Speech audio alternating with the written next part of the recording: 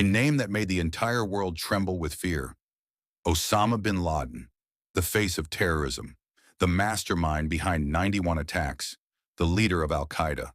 But how did a boy from a wealthy Saudi family become the king of global terror? The Life of Osama bin Laden is a book written with tales of terror on every page, a story that shook the world. Let's understand his entire journey through a timeline. 1957. Osama bin Laden was born in Riyadh, Saudi Arabia. His father, Mohammed bin Laden, was a billionaire businessman who built palaces for the Saudi royal family.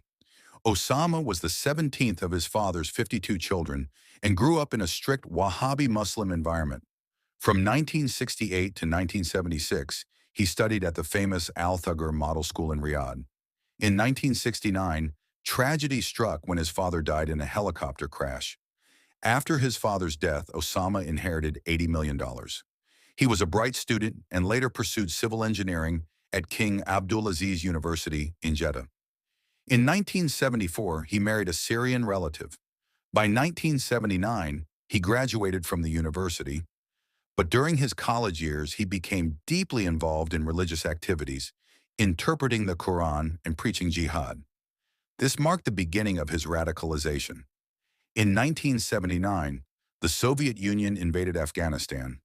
Osama saw it as an attack on Islam and chose the path of jihad. He left to support the Afghan Mujahideen. By 1984, he reached Peshawar, Pakistan, and joined the Services Office, which provided weapons and funding to the Mujahideen.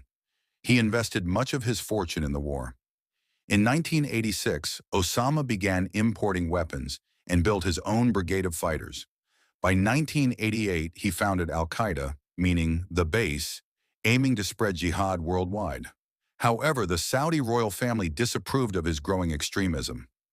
In 1991, when Saudi Arabia allied with the U.S. against Iraq, Osama opposed it and was exiled from Saudi Arabia.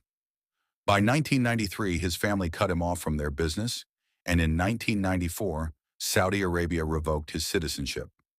After exile, Osama moved to Sudan in 1996, but under U.S. pressure, he was expelled again. He then took refuge in Afghanistan, where the Taliban sheltered him. That same year, he declared jihad against the United States. In 1998, Osama launched his first major attack. Truck bombings at the U.S. embassies in Nairobi and Dar es Salaam, killing 224 people, including 12 Americans. Following the attacks, then U.S. President Bill Clinton declared him America's most wanted enemy.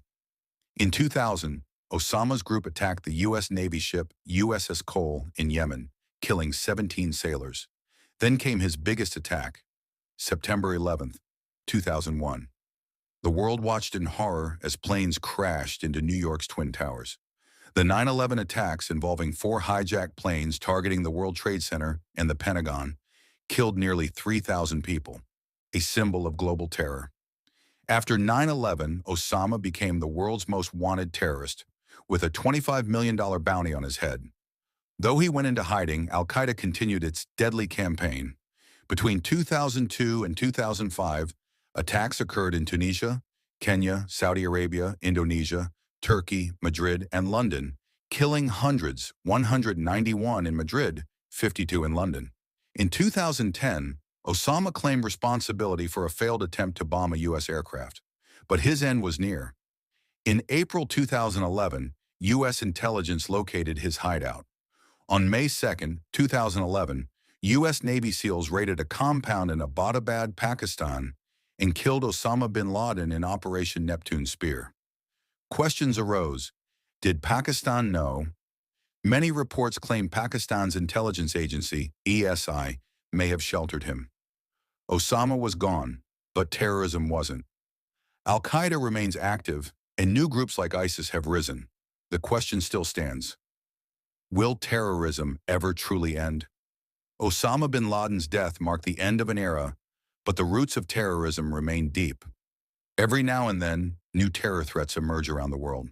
To hope that terrorism will vanish may seem naive, but if such a hope ever comes true, the world would indeed become a more beautiful place.